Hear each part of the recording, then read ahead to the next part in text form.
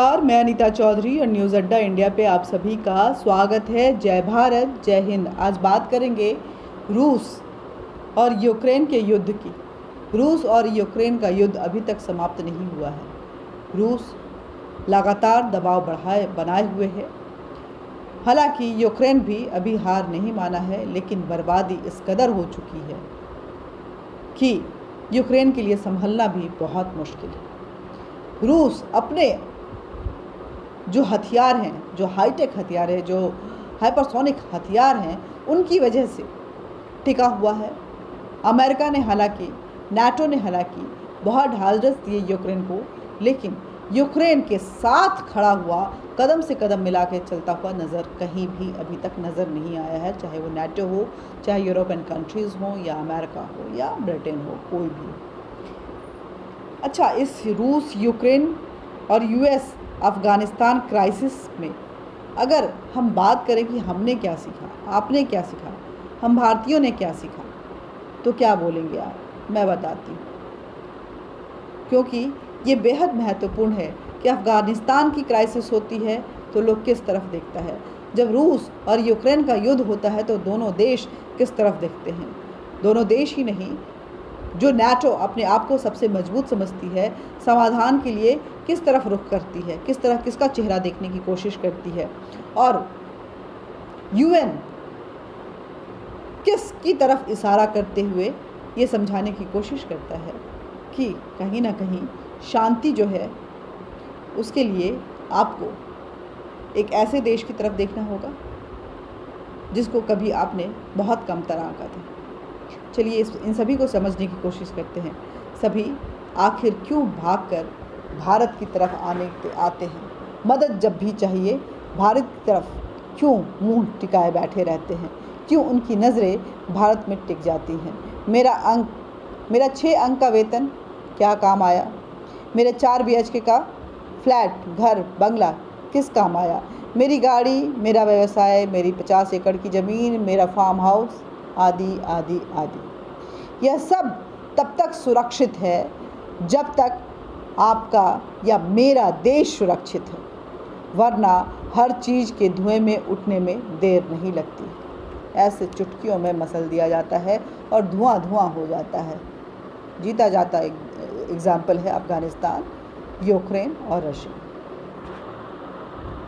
आज रूस यूक्रेन युद्ध में 2 मिलियन से अधिक यूक्रेनियन सब कुछ पीछे छोड़कर दूसरे देश में शरण ले रहे हैं।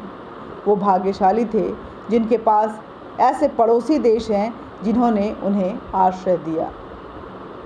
लेकिन अगर आपके देश पर कभी ये आफत आती है तो आपका क्या होगा, ये भी सोच लीजिएगा। आपको आश्रय कौन देगा? आपको लगता है कि हिंदू कहाँ जा सकता है भाग के, तो वो देश आप ज़रूर पॉइंट आउट करके रखिए, क्योंकि जो हालात बन रहे हैं वो आपके लिए, और आप जिस तरह से चुप्पी साधे बैठे हुए हैं, सेकुलरिज्म का चोगा ओढ़े हुए हैं, वो दिन दूर नहीं है जब इस तरह की चीज़ें आ सकती हैं। एक तरफ पाकिस्तान है आपके, दूसरी तरफ बांग्लादेश है, नीचे हिंद महासागर है, ऊपर चीन है। देश के अंदर अनगिनत इस्लामिक सोच के कट्टरवादी हैं और कई गद्दार भी हैं। कोई भी देश भारत के साथ आज इसलिए है क्योंकि उन देशों को भारत के संसाधन की ज़रूरत है। भारत की व्यवस्था उन्हें आज लुभा रही है। भारत बढ़ता हुआ एक विकसित देश ही नहीं, बल्कि विकासशील देश ही नहीं, माफ़ कीजिएगा, बल्कि विकसित देश का वो हिस्सा नज़र आ रहा है जो आने वाले दिनों में एक मजबूत धरा होगा। इसलिए लोग उसके साथ जुटना चाहते हैं। और ये बात इसलिए भी मैं कह रही हूँ कि आपको एक डाटा देने जा रही हूँ कि जब से 2014 की बात अगर करें, 2014 की बाद से क्या क्या उपलब्धियाँ हुई हैं जो पहले कभी नहीं था, और क्यों आखिर पूरे विश्व का नज़रिया जो है वो भारत के लिए बदल रहा है। देखिए, पहली उपलब्धि के तौर पे अगर हम देखें तो 200 साल तक भारत देश को गुलाम बनाने वाले ब्रिटेन में 53 देशों की मीटिंग में मोदी जी जब महाअध्यक्ष बने, इसी बात से हर भारतीय को सीना गर्व से चौड़ा हो गया था। और इस बात से समझना चाहिए कि 2014 के बाद भारत की स्थिति क्या रही, कितना सशक्त हुआ भारत। महाअध्यक्ष ब्रिटेन में जो 200 साल तक भारत को रूल करने के लिए अपने अंदर में वो अहंकार पालता था, उसी की ज़मीन पर 53 देशों की अध्यक्षता नहीं महाअध्यक्षता करते हैं इस देश के प्रधानमंत्री नरेंद्र मोदी 2014 के बाद। दूसरी उपलब्धि के तौर पे देखिए, यूएन मानवाधिकार परिषद में भारत की बड़ी जीत हुई, सबसे ज़्यादा वोटों के साथ सदस्य बना। 97 वोट की आवश्यकता थी, लेकिन मिले कितने? 188 वोट मिले। क्या अब भी भारत की जनता पूछेगी कि मोदी विदेश क्यों जाते हैं? भारत की जनता नहीं, बल्कि वो विरोधी पूछेंगे कि मोदी विदेश क्यों जाते हैं। विदेश में मोदी ही नहीं बल्कि भारत का परचम लहरा रहा है, और ये वोटिंग भारत के लिए हुई है, क्योंकि इस देश का जो राष्ट्राध्यक्ष है वो अभी मजबूत है। उसमें उसकी मजबूती इस कदर दिखाई दे रही है कि भारत में की तरफ आज हर किसी की नज़रें जो हैं वो टिकी हुई हैं। तीसरी उपलब्धि अगर देखेंगे तो दुनिया के 25 सबसे ताकतवर देशों की लिस्ट में जब जारी हुई तो भारत का नंबर जो है वो चौथे स्थान पर था। हमसे आगे अमेरिका, रूस और चीन ही बस रह गया था। आप बताइए कि भारत कहाँ पहुँच चुका है और किसके शासनकाल में पहुँचा? कौन राष्ट्राध्यक्ष था जब नंबर चौथे स्थान पे पहुँचा भारत का? ये सोचने की ज़रूरत है। सोचना बेहद ज़रूरी है कि 2014 के बाद जो लोग इस देश को इंटॉलरेंट बताते हैं, जिनको असहिष्णु लगता है कि ये देश हो गया है, हिंदुत्व की वजह से जो मुसलमान डरे हुए नज़र आते हैं, वो जाके ज़रा मुस्लिम देशों में रह के देखें, पाकिस्तान में या सऊदी अरब में ही रह के देखें, उनकी क्या गत होती है, उनके क्या हालात होते हैं, उनको खुद समझ में आ जाएगा कि जो फ्रीडम भारत के मुसलमान इंजॉय कर रहे हैं, भारत में रह करके वो दुनिया के किसी भी इस्लामिक देश में चले जाएं उनको नहीं मिलेगा, कभी नहीं मिलेगा। ये भारत का परचम आज आसमान जो छू रहा है वो बता रहा है। चौथी उपलब्धि अगर कहें तो 1 लाख करोड़ के पार जीएसटी का मासिक टैक्स कलेक्शन जो है वो पहुंच चुका है। और अर्थशास्त्र को लेकर के अर्थशास्त्री जो लोग रोना रोते रहते हैं रुदाली की तरह कि भारत की जो अर्थव्यवस्था है वो चरमरा गई है, इस बात से अंदाज़ा लगाया जा सकता है कि विश्व के कितने ऐसे देश की जीएसटी कलेक्शन जो है ऐसी है। पांचवी उपलब्धि अगर आप देखें तो नए सौर ऊर्जा संयंत्र लगाने में अमेरिका और जापान को पीछे छोड़कर भारत दूसरे स्थान पर पहुंच चुका है। और बताइए और क्या चाहिए। छठी उपलब्धि अगर देखें तो 2017 से 2018 में दोगुना हुआ है सौर ऊर्जा का उत्पादन। चीन और अमेरिका भी इस उत्पादन को देखकर दंग हैं और वो कहीं ना कहीं सकते में है कि आखिर भारत इतना सब कुछ अकेले कैसे कर ले रहा है, जबकि दूसरे देशों का सहयोग के नाम पर अगर हम देखें तो ना के बराबर है। सातवीं उपलब्धि, भारत ये सारी चीज़ें अपने दम पे कर रहा है, आत्मनिर्भर भारत है, ये वोकल पर लोकल हो रहा है। सातवीं उपलब्धि की बात अगर करें तो भारत की आसमान छू रही जीडीपी को देखकर पूरी दुनिया दंग है। भारत की जीडीपी 8.2% है, चीन की जीडीपी 6.7% है और अमेरिका की जीडीपी 4.2% है। अब आप बताइए, क्या आपको भारत विकसित देश नहीं लग रहा है? क्या बढ़ता हुआ कदम इसका नहीं लग रहा है? क्या विकसित देशों की संख्या में भारत दिन ब दिन अपना कदम इस कदर बढ़ा रहा है कि बाकी देश पीछे छूटते हुए नज़र नहीं आ रहे हैं? देखिए सातवीं उपलब्धि देखिए, माफ़ कीजिएगा, आठवीं उपलब्धि देखिए।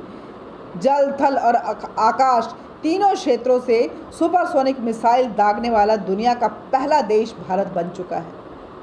और आप कहेंगे कि भारत पिछड़ा हुआ है, भारत मजबूत नहीं है। इसके बाद आपको सुनाऊंगी कि क्यों भारत मजबूत है और अमेरिका भी भारत के एक प्रोजेक्ट की तरफ क्यों आंख गड़ाए बैठा हुआ है। 9वीं उपलब्धि देखिए कि 70 सालों में पाकिस्तान को कभी गरीब नहीं देखा, लेकिन मोदी जी के आते ही पाकिस्तान कंगाल हो गया है।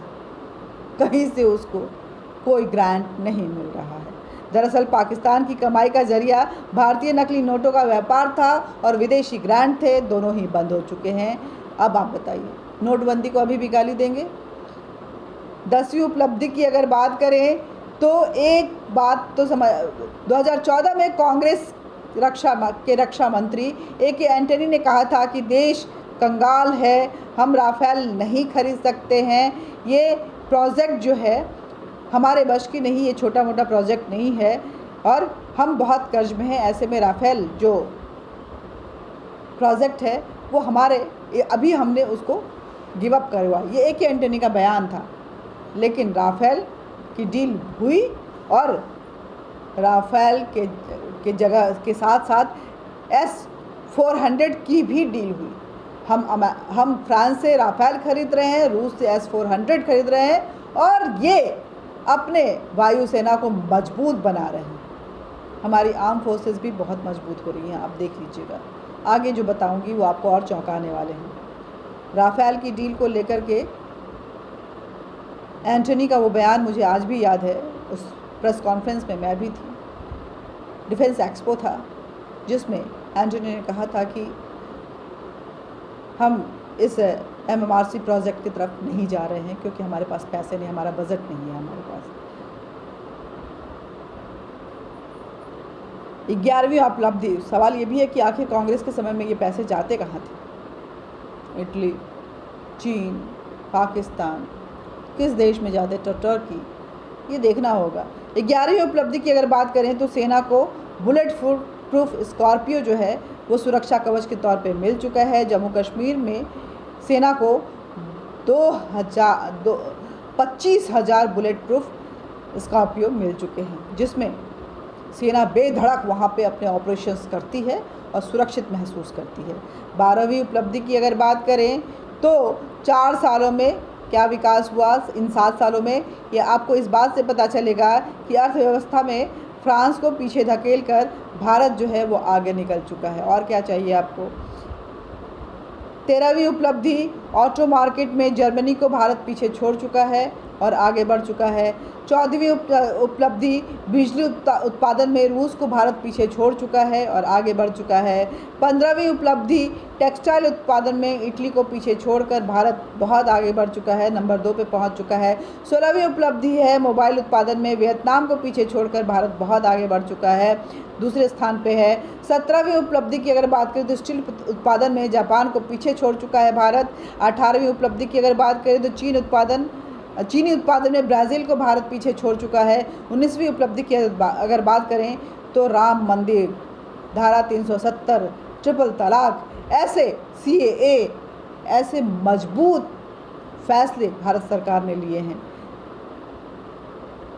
20वीं उपलब्धि की अगर बात करें तो हमेशा सोए रहने वाले,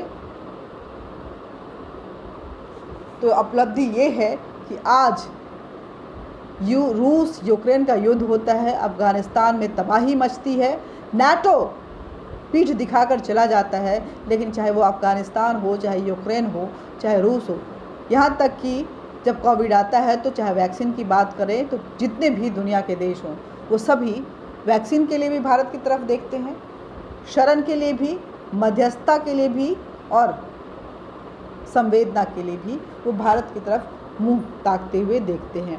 अब एक और बात है कि अमेरिका जो है भारत के विष्णु प्रोजेक्ट पे अपनी नज़रें गड़ाए बैठा हुआ है। आखिर अमेरिका इस प्रोजेक्ट पे इतना इंटरेस्ट क्यों ले रहा है, ये समझने वाली बात है। असल में भारत विष्णु प्रोजेक्ट के अंतर्गत 2 मिसाइलों को डेवलप कर रहा है और यह दोनों ही मिसाइलें हाइपरसोनिक कैटेगरी में आती हैं। ये सभी को पता है कि रूस के अलावा आज तक कोई भी देश हाइपरसोनिक मिसाइल नहीं बना पाया है। अमेरिका और चीन दोनों ही देश इस पर काम कर रहे हैं, लेकिन अभी तक सफलता हासिल नहीं हुई है। हालांकि चीन ये कहता ज़रूर है कि उसने हाइपरसोनिक मिसाइल बना लिया है, लेकिन अभी तक वो मिसाइल कहाँ है और कितनी ऑथेंटिक टेस्ट हुई है, इस पर कोई भी प्रमाणित तथ्य जो हैं वो सामने नहीं आए हैं। भारत 2 तरह की हाइपरसोनिक मिसाइल बना रहा है, एक ज़मीन से ज़मीन पर अटैक करने के लिए और दूसरी आसमान से ज़मीन पर अटैक करने के लिए। आप लोगों को तो यह पता होगा कि हाइपरसोनिक मिसाइल का आज तक कोई तोड़ नहीं निकाल पाया है। मिसाइल यानी कि एक बार अगर इस मिसाइल को लॉन्च कर दिया जाए तो दुनिया की कोई भी ताकत इसे रोक नहीं सकती है। ये अपना टारगेट जो है वो टारगेट फिक्स कीजिए, ये अपना काम करके ही आता है। इसलिए भारत इसे जल्दी से जल्दी अपने सैनिक के बेड़े में शामिल करना चाहता है। जिस स्पीड से DRDO इस बार काम कर रही है विष्णु प्रोजेक्ट पे, ऐसा लग रहा है कि 2023 के अंत तक इस प्रोजेक्ट पे सफलता हासिल हो जाएगी। इस समय दुनिया भर की खुफिया एजेंसी भारत के इस प्रोजेक्ट की टेक्नोलॉजी को चोरी करने और समझने की कोशिश कर रहे हैं, लेकिन बहुत ही सीक्रेट तरीके से ये काम चल रहा है, इसलिए इतना आसान नहीं है। ये मोदी की सरकार है, यहाँ पीपिंग जो है वो गुनाह माना जाता है और लेयर्स इतने स्ट्रॉन्ग होते हैं कि आप उसको भेद नहीं सकते हैं। ज़मीन से ज़मीन पर 2 या 3 हज़ार किलोमीटर तक मार करने वाली विष्णु मिसाइल शायद इसी टेस्ट के लिए पहला टेस्ट जो है वो इस साल के अंत तक हो सकता है। लड़ाकू जहाज ज़मीन पर मार करने वाली मिसाइल की रेंज लगभग 700 किलोमीटर होगी, जिसे 2022 के अंत या 2023 की शुरुआती में महीनों में टेस्ट फायर करके देखा जाएगा। सेना में उसको शामिल भी कर दिया जाएगा 2023 तक, ये कहा माना जा रहा है। इस मिसाइल को बनाने के बाद भारतीय वायुसेना के विमान भारत में रहते हुए यानी कि अंबाला एयरपोर्ट से सिर्फ 10-20 किलोमीटर उड़ान भर के ही पूरे पाकिस्तान को किसी भी प्रांत को वो ठिकाने लगा सकते हैं। इतना ज़बरदस्त ये विष्णु प्रोजेक्ट का 2 सुपरसोनिक मिसाइल जो हाइपर सुपरसोनिक मिसाइल जो है वो आने वाला है। तो आप ही बताइए कि सशक्त नेतृत्व भारत में अभी फ़िलहाल चल रहा है और अगले 5-7 वर्षों में भारत दुनिया भर के एक ऐसे अजय देश के रूप में उभरेगा जिसे पाकिस्तान, चीन तो क्या अमेरिका जैसे देश भी उससे दोस्ती बना के रखना चाहेंगे। क्योंकि कहते हैं कि अगर आपकी सैन्य शक्ति जो है मजबूत है, आप हथियारों का मजबूत ज़ख़ीरा अपने सेना में शामिल कर रहे हैं, तो इसका मतलब ये नहीं है कि आप युद्ध की तैयारी कर रहे हैं। इसका मतलब ये है कि आप पड़ोसियों के साथ शांति स्थापित करना चाहते हैं, क्योंकि आप मजबूत रहेंगे तो पड़ोसी आपके अंदर घुसने की कोशिश नहीं करेंगे और ऐसे में सीमाएं सुरक्षित रहती हैं, विवाद खड़े नहीं होते हैं और युद्ध की गुंजाइश जो है वो नहीं बन पाती है, शांति अपने आप स्थापित हो जाती है। मोदी सरकार इसी दिशा में चल रही है। तो आपको समझ में आ गया होगा कि आखिर क्यों पूरी दुनिया आज मोदी की तरफ या यूँ कहें कि भारत की तरफ देख रहा है और क्यों ऐसा लग रहा है कि जैसे जैसे जियोपॉलिटिक्स एशिया रेंज में शिफ्ट कर रहा है, चीन अपनी अर्थव्यवस्था के नाम पे, वो शूडो अर्थव्यवस्था है, उसके नाम पे अपने आप को दमदार तरीके से दिखाने की कोशिश तो करता है, लेकिन मजबूत पिलर जो है वो भारत बनता हुआ नज़र आ रहा है। क्या क्या उपलब्धियां हासिल हुई हैं इन 7-8 सालों में, ये देखने वाली बात है। किस तरह से विश्व का हर एक देश मोदी से हाथ मिलाने के लिए बेताब है। आपने देखा होगा कि अभी G7 के मीटिंग में ही बाइडन किस तरह से पीठ छूकर बोलते हैं कि आप हमसे मिले बिना क्यों जा रहे हैं मोदी, मिस्टर मोदी। तो ये भारत की ताकत है आज की डेट में, जो इससे पहले कभी किसी प्रवासी भारतीय ने भी नहीं देखा था। और हमारे देश के भारतीय तो ऐसा सोचते थे पता नहीं अमेरिका क्या हो गया है, यूरोप क्या हो गया है, ब्रिटेन क्या हो गया, हम तो अभी यहीं रह गए हैं। लेकिन आज भारत का हर नागरिक सीना चौड़ा करके बोलता है कि जी हम भारतीय हैं, हमारे पास ये चीज़ें हैं। तो ये भारत की उपलब्धि है मोदी के रिजिम में, भारतीय जनता पार्टी के रिजिम में। और इसको कंपेयर कीजिए पिछली सरकारों से तो आपको समझ में आ जाएगा कि आप कहाँ से कहाँ पहुँच गए हैं। जय हिंद, जय भारत। वीडियो को ज़्यादा से ज़्यादा शेयर कीजिएगा, हमारे चैनल न्यूज़ अड्डा इंडिया को सब्सक्राइब कीजिएगा, लाइक कीजिएगा, बेल बटन दबा लीजिएगा। और भारत के इस मजबूत कदम को आप किस तरह से देखते हैं, अपना मत ज़रूर रखिएगा।